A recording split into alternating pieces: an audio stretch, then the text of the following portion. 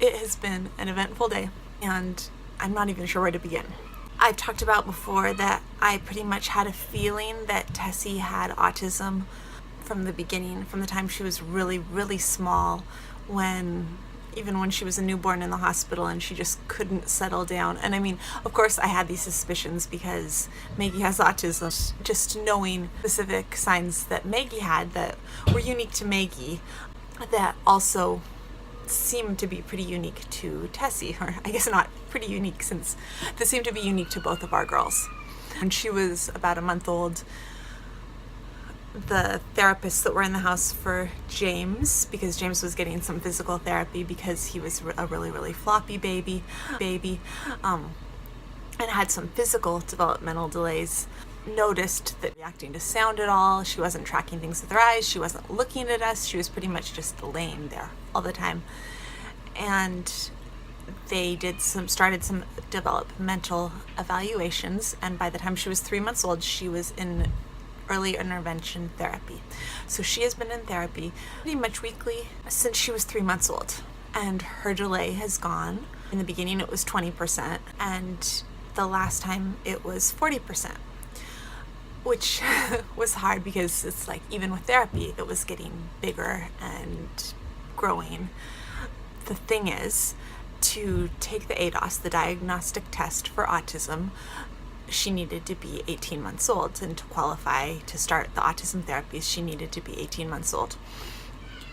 And that's hard as a parent because, like, once you have a kid with autism, you hear about how important early intervention is, and that's what you hear about all the time. And starting therapies early, both for us learning how to communicate with Maggie, and for Maggie learning how to communicate and how to deal with the world around her. Not because we want to change who she is, but just to give her the tools to work with the world around her, to give her the tools to deal with overwhelming sensory issues that she would have. It's been the things that she's learned at therapy have helped her improve the quality of life that she has immensely. And so, of course, as soon as I started having these suspicions about Tessie, I really, really wanted her to be in therapy, and she wasn't old enough. And so it seems like, I mean, she's only 18 months old, but I basically spent the last 18 months waiting for her to be old enough to start therapy. So when Tessie was 16 months old, I was at a meeting with some of Maggie's therapists, and somebody mentioned getting Tessie on the wait list for the test. At that point, I had been waiting for her 18-month appointment for her doctor to write a referral. And one of the therapists mentioned how long the wait list was. And I went home the next day. I called the hotline for the place that we have to go through for our insurance to make the referral for her to be tested.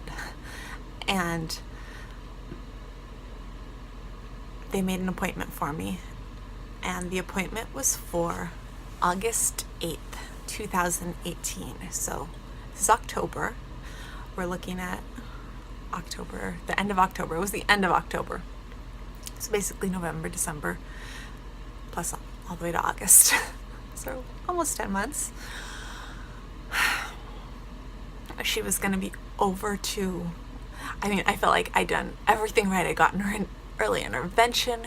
Here we were going to have her, in my mind, we were going to have her tested for autism at 18 months, and she was going to have therapy at 18 months, and she was going to start off getting therapy the very youngest that she possibly could, and we were going to get the absolute best. It was going to be the absolute best that it could be for her.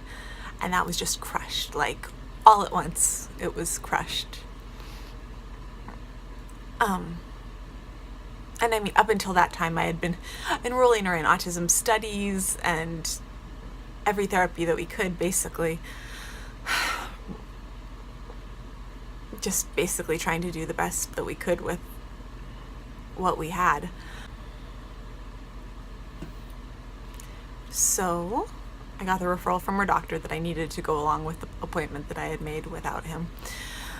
And we started to wait, and we had an appointment in Boston at the hospital there for one of the studies where they do the diagnostic testing, even though it's not official testing to go along with the study.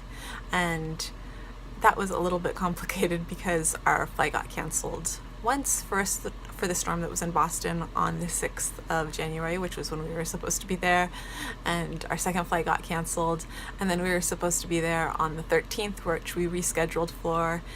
And on the 13th there was a snowstorm in Michigan.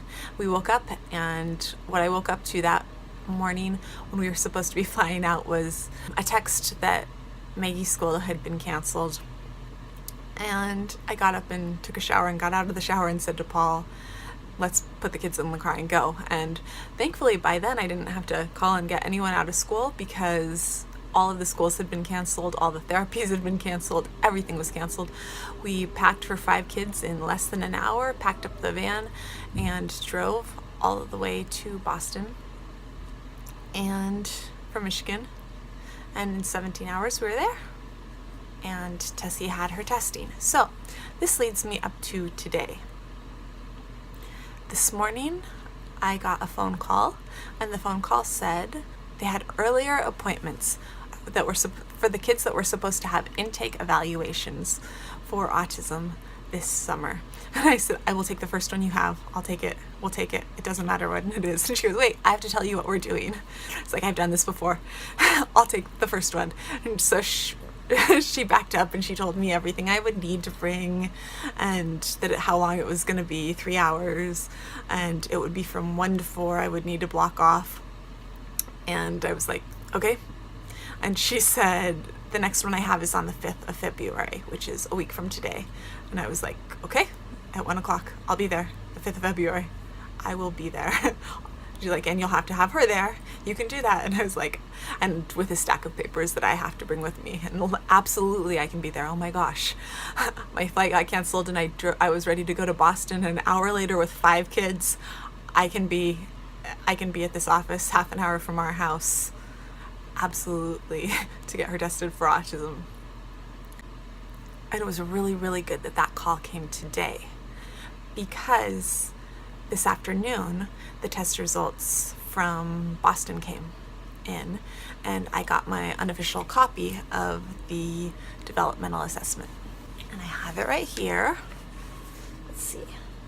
And, okay, so it's hard to test a little kid with autism because she had absolutely no interest in the test giver, and she had no interest in interacting with the test giver, so the test results aren't super accurate, because if a kid doesn't want to interact with a test giver, you can't really tell what their skills are in a short period of time. But these are what the results of the autism testing were for her. Her visual receptive testing results put her in the 4-month-old range. Now she's about to hit 19 months, like this week. Her fine motor results were in the 10-month range. Her receptive language results put her at 3 months old. Her expressive language was at 9 months old, and her gross motor was in the normal range. It was in the average range at 17 months old. I feel like her gross motor is actually pretty good. So I'm going to print that off and take it with me. And it says a lot of other stuff. It's like 3 pages long. So I'm really glad that came in after I found out that we aren't waiting till August, because if that had come and I was still thinking that she was not going to be tested until August, that would be pretty hard. Huh? And so this is Tess, and she's not feeling great today. Huh? She has a little bit of a fever and a little bit of a cold. She's a little bit all over the place. Huh? Are you a little bit all over the place? My little cuddle bug. And she is my amazing little cuddle bug. Huh? Who is going to be going to school soon? Are you going to be going to school soon like a big girl? Are we going to get you a little backpack and little shoes? Like your sisters? Are you going to go to school like your big sisters and your big brothers? I'm not going to know what to do with myself. You're so big. My big girl. And she is absolutely amazing and absolutely the wiggliest little wiggle worm you've ever met.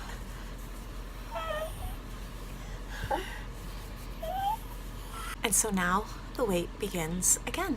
We wait only a week this time, and she goes in for her initial intake appointment, in which they should do an evaluation and ask me why I think she has autism. They should look over the 15 months of evaluations that we have, the vast amounts of paperwork that I've saved over the last 18 months of her life, and the Boston Children's evaluation that I have, and that should all be more than enough to send her on for ADOS testing, and the ADOS results should be the same as the other ADOS, and that should show that she has autism again, and all of that should send her on to therapy. She's already been put on the wait list at the therapy center that Maggie's on, because I think ahead.